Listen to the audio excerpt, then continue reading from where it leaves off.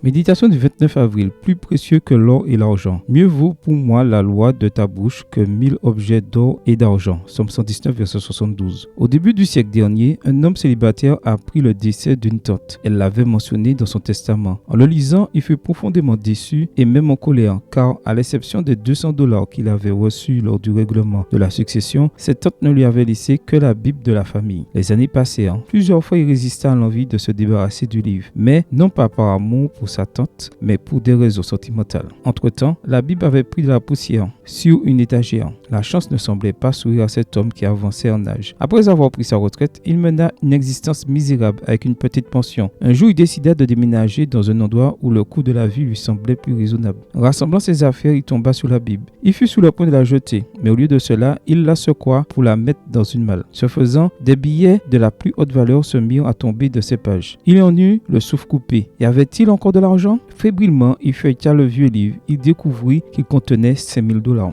As-tu déjà visité une maison où la Bible avait l'air pratiquement neuve, car très peu, voire jamais ouverte? Cela m'est arrivé et il est probable qu'à toi aussi. Mais as-tu remarqué qu'il semblait y avoir une relation très significative entre la négligence de la Bible et le déclin spirituel? Il ne peut en être autrement, car les Écritures sont la source d'où laquelle le chrétien puise sa force spirituelle. Une lecture superficielle ne suffit pas. Notre salut est en jeu. Nous avons le devoir d'étudier la parole de Dieu quotidiennement et dans la prière. Si tu décides d'étudier la Bible, tu seras grandement béni et tu connaîtras Dieu de plus près. Jésus a dit: Or, la vie éternelle, c'est qu'ils te connaissent, toi, le seul vrai Dieu, et celui que tu as envoyé, Jésus-Christ. Jean 17, verset 3. Amen. Bonne journée à toi et que le Seigneur te bénisse.